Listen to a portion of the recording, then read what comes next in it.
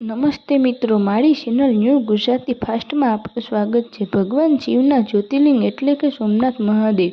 મહારાષ્ટ્રમાં સમુદ્રના કિનારે પ્રભાસ પાટણમાં આવેલું સોમનાથ મહાદેવનું મંદિર અનેરું છે। દર્શન માત્ર દુઃખ હરનાર એટલે કે સોમનાથ મહાદેવ। ભગવાન શિવના 12 જ્યોતિર્લિંગમાંનું પ્રથમ જ્યોતિર્લિંગ એટલે કે સોમનાથ, સૌરાષ્ટ્રે સોમનાથમ। આ શ્લોકનો ઉલ્લેખ ઋગ્વેદમાં પણ જોવા મળે છે। સોને કી સીડીએ ભારત વર્ષમાં સોમનાથની કીર્તિ પણ ચારેકોર પ્રચલિત છે। આથી અનેક રાજવીરો લપસ્યા અને લૂંટ દરવાજો કરવામાં આવ્યા। વિનાશકારી આક્રમણ થયા, પણ સોમનાથ મહાદેવ આજે પણ ઊભું છે। જેટલી વાર વિનાશકારીઓએ તોડ્યું કે પ્રયત્ન કર્યું, શિવના ભક્તોએ વધારે ભવ્ય બનાવ્યું। એક કથા એવી છે કે સોમ એટલે કે ચંદ્ર ભગવાને સોમનાથ મંદિરનું નિર્માણ કર્યું હતું। ચંદ્રને 27 પત્ની હતી। આ બધી પ્રજાપતિ દક્ષની પુત્રી હતી। બધી રાણીઓમાં ચંદ્રને રોહિણી તરફ વધારે પ્રેમ હતો। એટલે કે ચંદ્ર વધારે સમય રોહિણી સાથે વિતાવતો હતો અને અનેક રાણીઓથી દૂર રહેતા હતા। સમય જતાં પોતાના થતા અન્યાયની વાત બાકીની 26 બહેનોએ પિતા પ્રજાપતિ દક્ષને કરી। પ્રજાપતિ દક્ષે ચંદ્રને સમજાવવાનો પ્રયત્ન કર્યો, પરંતુ ચંદ્ર પ્રજાપતિ દક્ષની વાત ના માની અને દક્ષ રાજાએ ક્રોધમાં આવતા ચંદ્રને શ્રાપ આપ્યો કે તારો ક્ષય થશે।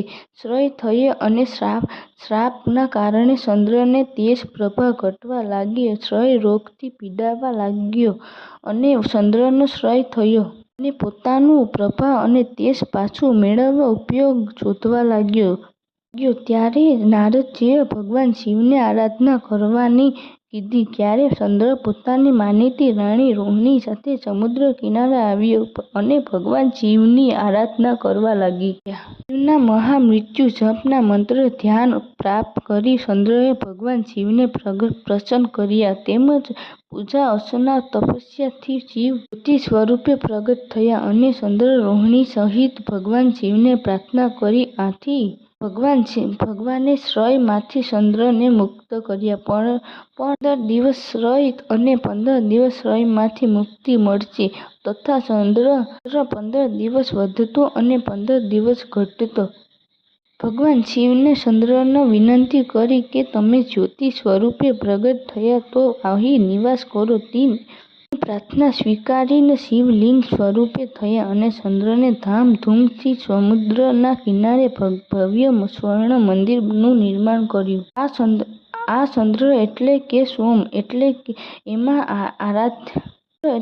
સોમ એમના આરાધ્ય દેવતા તરીકે સોમનાથ કહેવામાં આવે છે। જો મિત્રો આ વિડીયો પસંદ આવ્યો હોય તો તમારા મિત્રોને શેર કરો, લાઈક કરો અને કોમેન્ટ કરો। આવા જ ઐતિહાસિક વિડીયો જોવા મારી ચેનલ ન્યૂ ગુજરાતી ફાસ્ટને સબસ્ક્રાઇબ કરો।